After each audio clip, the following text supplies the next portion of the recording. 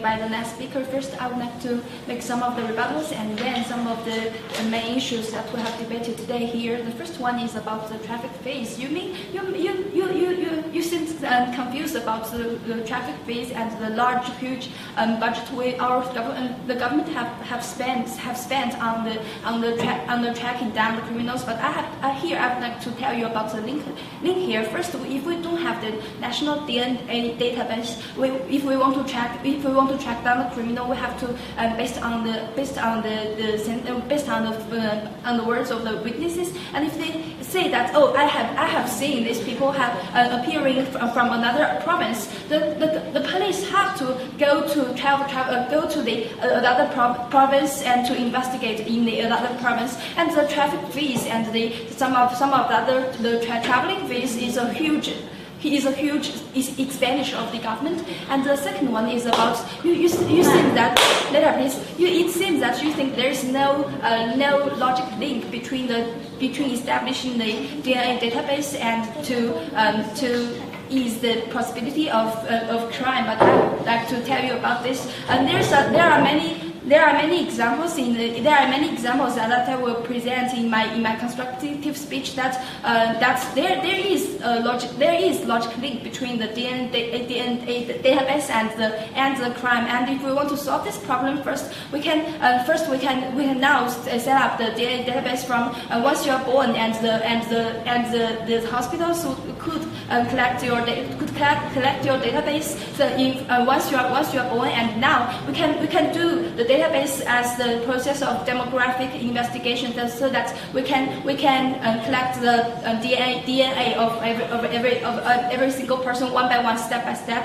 And the third rebuttal is that we didn't mention in our speech that it will stop the crime, but it is a fact that it will alleviate and decrease the possibility of the crime, and especially the future crime. And I will tell you about further explained in my constructive speech. And the fourth one is that you keep talking about this is a huge humiliation of people, but we don't think so, because with the development of the technology, the only thing for you to do is to press on a special machine, so that the machine would collect your fingerprints, so that we can collect your DNA, so that I cannot see any humiliation here. The fifth rebuttal is that you talked about you denied the benefits that we have. That's establishing a national DNA database. We have talked, but I would further explain in my constructive speech. The first one is that we believe that the points that our side have made is that the first one is the purpose of building a national DNA database is to track down the criminals. And why we do this? This is based on the reasons. The first one is that it is a necessity, and it is highly necessary, because with the development of the economy and the urbanization, people would go to other provinces and other cities to maybe to find a job with more money to support their families. But it will definitely. But the problems will arise with this high mobility of people, because it is difficult to arrest the criminals. Because although we collect the fingerprints in the criminal spot, we do not know which this fingerprints belongs to them. So if we establish a national DNA database, it would be good for us to track down the criminals. And the second reason is that, as my partner has mentioned, that with the development of technology, and a lot of people, maybe the criminals would choose to do cosmetic surgeries to avoid the arresting from the police, and to change their identity card, so that as the DNA is difficult or never to be changed, so that this is a good way for us to track down the criminals. Okay, first. For a DNA database to work, you must have one piece of evidence to track and match with your DNA database, which means you still have your traffic costs and your travel costs, because you have to go to the other crime scene and get evidence from there and match it back. Okay, I take a point, because if we have already get the fingerprint of the criminality, and it would be to narrow down the scale of the potential criminals, so that in this way it would definitely reduce the expenditure. And the third, I will talk about the benefits. I think this is to establish a national DNA database is a benefit for both the police, the victims, the judicial systems, and the society, because it will be a great contribution to arresting the criminals and thus preventing the crimes made by these criminals in the future. It is also an answer for the victims and the relatives of the victims, because there exist some rape cases in some schools, especially the universities, and some of the migrant workers. No offense, of course, but it is true that they are with evil intentions, and they find it difficult to express their sexual desire. So it is a real case occurring in China, that they would climb to the girls' dormitories to commit the crime. Yes, the schools and the people who are responsible for the dorm should take the responsibility. But shouldn't we try to give justice to the victims? And because we are lacking the national DNA database, although we have the semen, although we can collect the semen of the criminals, it is hard to find who they are, and let alone finding out where they are and then arresting them. So this is a loss for the judicial system, and the victims would never in this way get their justice. And the next issue we are talking about is about the feasibility.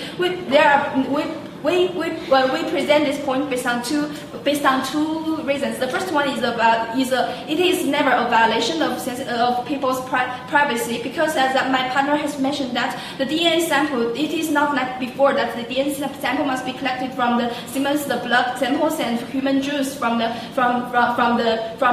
people, but just one simple fingerprint. And so this would not lose much, both for the people and for the government. And the next one is it is economical, both for the time and to reduce the public expenditure, which I have explained very well in my constructive speech. And the next reason is that we believe that this is, of course, first this is not a violation for privacy, but for privacy, but we always believe that public, maybe this is a time wasting process, but we believe that public security should overweigh the time wasting process. So that we believe, based on the points, we strongly propose the motion.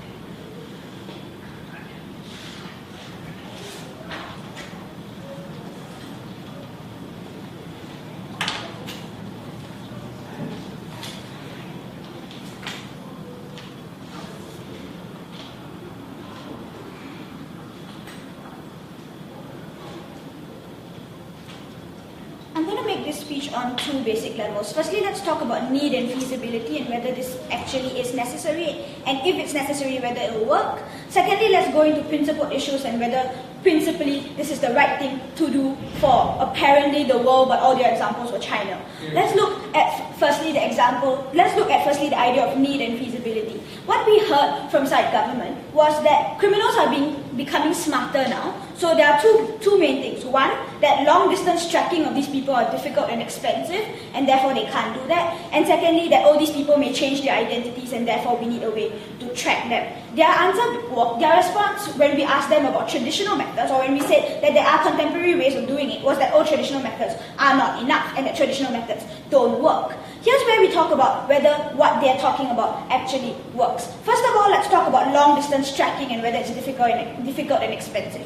We say under their paradigm, this long distance traveling and distance and problems still exist, because the only way for your DNA database to actually work is if you have evidence from that crime scene to match with your database. And unless you have that match made, you can't have a person tracked, or you can't narrow your list of suspects. You need to make that match, and that only happens if you actually travel to the crime scene and get that particular evidence, something they refuse to buy on side government. We say therefore that they're not reducing costs in any way. Secondly, let's talk about this idea of maybe people change identities and therefore there's a huge thing. We see on the first level, as explained by both my previous speakers, which they all again refuse to admit, is that Interpol has a database and it has a reach for, say, global threats or people who are that important to track, people who are that much of a liability to the country or that much of a threat to the country. These people are tracked and these people are, watched very carefully, and you share information across the country. We don't track every single citizen in the country. We don't track every single person anywhere in the world. You don't track every single person in the country. You track people who you know are global threats, something that Interpol already does. We say also in status quo, you already have the implementation of systems where you can have a warrant or a subpoena to get DNA evidence from a single person whom you suspect of having probable cause for committing a crime. We think that being existent in status quo, that therefore is no need for this policy on site government. We say even if none of this existed in status quo, the type of crimes that they're actually solving are small minority. You're looking at a small minority of criminals who actually decide they want to change their identity. Compared to every single crime in the country, why is this kind of national database of DNA necessary to merely solve that small minority of crimes? A justification we haven't heard. We think that it is not big enough a problem to infringe on citizens' rights for. We say even if on a third level they can prove that we can infringe rights on this level and that this is something that we should do, we say it is not worth it because they're not solving their own problems of expense and difficulty. They're not solving their own detriments of, the traditional methods don't work anymore. They're not solving their own problems. We don't see this as being beneficial. We think there is no need, and even if there was a need, feasibility falls on government and it's not working. Let's go into important parts, the principles in this debate and what exactly stands. Side government failed to clash in any of the principles that side opposition brought to you today. Let's talk firstly on the issue of rights to privacy and bodily autonomy. Angelique told you that the freedom to do what you decide to do with your body is an integral part of freedoms we give to every citizen in the country. She talked about how DNA is individualistic. It's a very personal part of a person, and they decide how they want to whether they want to give that kind of information or not. Their response was, it's not as invasive because all you need to do is put a fingerprint on a piece of paper. We say, okay, even if we buy that it's not as invasive to get the DNA and it's not that difficult to get the DNA, we say it's just as invasive that they have the DNA, that they have the very fact that they are holding on to a part of you and a part of what you stand for is invasion of privacy and invasion of what you can do with your own body. It's presupposing guilt, and I'll come to that in my second idea on undermining justice. It's presupposing guilt on every single citizen in your country, and we think that that is unfair to everyone in your country. Before we go into the next idea, okay, we didn't say that we should track every single person, but don't you think that it is a better way to minimize the scale of the criminals offenders? Two things. One, they did say they're going to do it to everyone. That's my first POI to the Prime Minister, and they said, well, we'll start with whatever we have, but eventually we want to get to everyone. They did say they're going to get it to everyone. Secondly, even if let's look at this idea of minimalizing the list of suspects and narrowing list of suspects. Again, we come to this idea. You can't feasibly narrow your list of suspects and still cut down costs. It doesn't work on first level. On the second level, we say narrowing the list of suspects is at the expense of every single citizen's rights in the country. Prashant talked to you about the idea of a government and a police state that is going to happen in this paradigm. What the Deputy Prime Minister came up and said, let's go back to this idea of privacy. Deputy Prime Minister came up and gave us this beautiful story of a boy who felt offense at blood being tested because he was a suspect in a criminal case, and he felt offense that he was a suspect. We say if a suspected criminal can take offense at his blood being taken because it was so personal to him, yet alone every single citizen in the country who is not a criminal, who is not suspected of any crime, and their privacy being violated because, no thank you ma'am, because, you know what, just because we want to build a database, because hopefully somehow magically it's going to reduce criminal activity. We don't see that as being as happening. We don't see that as being beneficial. Very quickly, the last item, undermining justice, something that Prashant talked to you about, which we didn't hear a response from at all from side government. We tell you that it's bad when you presuppose guilt on people just because, that your DNA was found at the crime scene. Many a times you find crime scenes where random DNA of a lot of people are found at the crime scene, but they have nothing to do with the crime whatsoever. What happens under this paradigm is that this suppose that if you actually narrow a list of suspects, you are narrowing the investigation of the entire crime to that narrowed list of suspects that you find from this DNA database. Narrowing this investigation is detrimental, Madam Speaker, because what then happens is that you lose scope for the bigger picture of that crime and the possibility of maybe the person who actually committed the crime didn't leave any DNA at the crime scene. We think that that kind of presupposing of guilt on this narrow list of people is undermining the justice system and what it stands for, because the justice system is supposed to be about finding the criminal in the most fair way possible and the swiftest and quickest way possible. We think all of these are undermined by side government's paradigm, and they haven't given us justification to actually make these kinds of harms. For all these reasons, side opposition stands.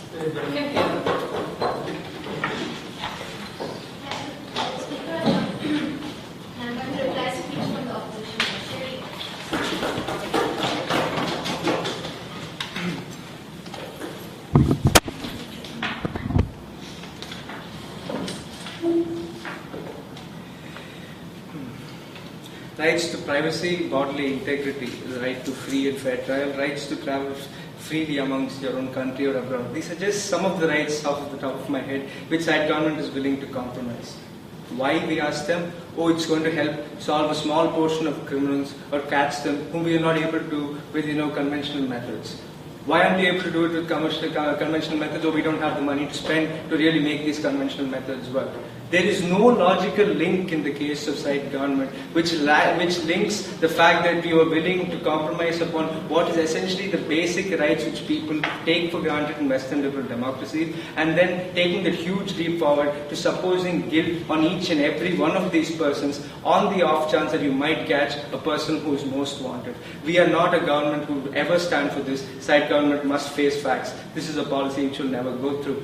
Therefore, if we are to really look at this case, what essentially falls in favor of side opposition is A, feasibility can never be proved. Side government premised their entire case on the fact that under status quo there is a significant burden on the investigating country as well as on the country or the host country who has this criminal when it comes to actually pursuing him or tracking him. So essentially they predicated their entire case upon the fact that building a national DNA database is going to make it so much easier and so much cheaper to do so. We disagreed on several levels. Firstly, of course, the fact that you actually have to have a database built to cross-check this against. Secondly, you actually have to go and physically collect evidence to cross-check against any kind of database. And we tell you that essentially this contradicts everything that side government themselves stood for on what was essentially a practically based debate. And then of course we entered the realm which side government absolutely shirked when we talked about rights, because essentially we're not talking about some kind of sub-Saharan place which has a dictator ruling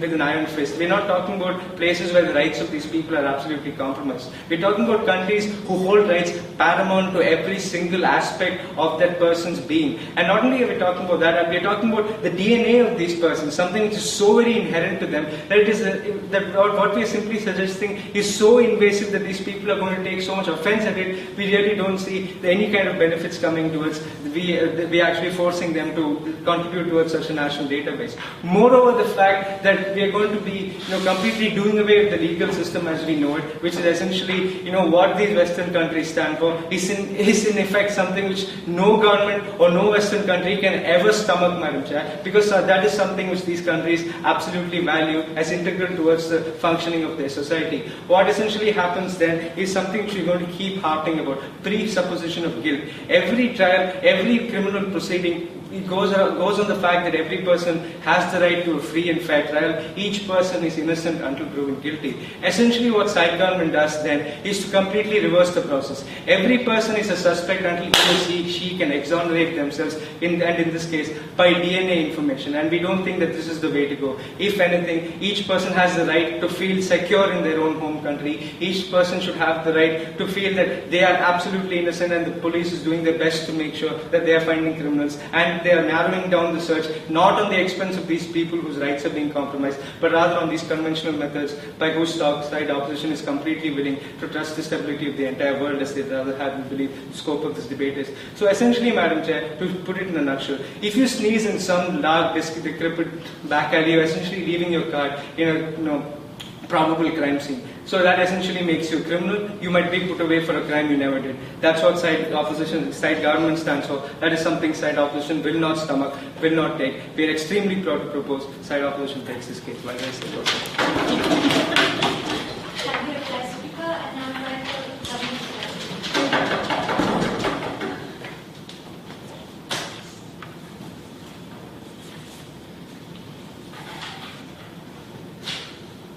Okay, thanks for everybody's contribution to this motion. First of all, it's really funny that the opposition side keep telling us that our model is wrong and we have a wrong logical link.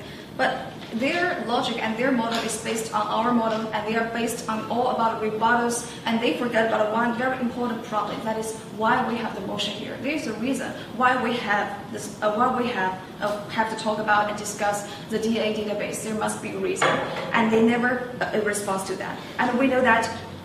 And although they are quite good at doubting the mechanism, the process of carrying out this policy, the possibility and the problems might happen during the process, they forget about one thing that is important, that is why traditional ways can't cover the problem, can't solve the problem, is so enough to deal with all the keeping track of the criminals nowadays.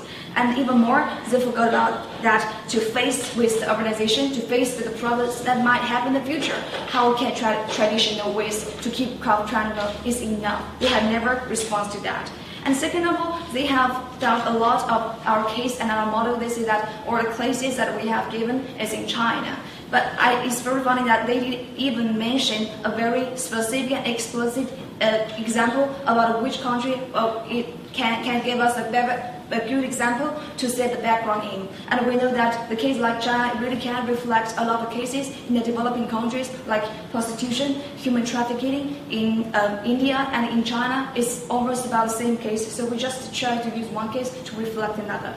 And comes to the main points and clashes that we have today is about three problems. The first one is about the privacy, some very realistic problems. So the opposition side is trying to tell us it will violate the privacy. It is a right of the people to protect their privacy, to protect their identity. But it's very funny that how does it violate their privacy? Because if somebody gets the graph of your DNA data, what is the usage for that? And it's very funny that this is the DNA data, but not information. So it will not reflect anything about the person or the feature you are, but just DNA data. And another one is that they have the assumption of the psychological push. But we have seen much more possibility in carrying on this policy, because it is just as easy as the national population survey that after 5 or 6 years, all the nations will have such kind of survey on everybody. So the access is not a really problem. And they say that we're trying to keep track of everyone. We're trying to doubt everyone. They doubt that they are a criminal. But that is not true. We're trying to implement this policy. We're trying to get access and enlarge it to more population. But it does not mean that now, just at this point, at this minute, that we can make it perfect. We can have it to everyone. And second one is that doubting the mechanism and doubting the process of it. They say that this cannot be carried just because of the transportation fee. But we did never say that it will stop the crime. We just say that it will help to keep track and help the justice system. We say that the criminals, they will go to hospital, of course, if they get sick, and if he is suspected, and then the criminal, and then the hospital can have the DNA, and this is a very good evidence, it's a very good proof to send him to the court, to send him to the justice system. And they never respond to that. And at the same time, we know that when the people change their facial identity, as I have mentioned before, when they have changed their ID card, so how can we solve the problems to keep track and prove the evidence to the judicial court? And they have never responded to that too. The last one is that will it help to better the situation? Very sorry that opposition side has never given us some constructive ideas about how we can ease the situation. They keep telling and doubting and rebut us to all our mechanism, the feasibility, and some problems, some realistic problems. And we believe that one policy, if it is made, it must have foreseeable functions. We know that the situation is really there, urbanization, the mobility of the population. So that's why we have to face it directly and face it right now to solve the problem now and in the future.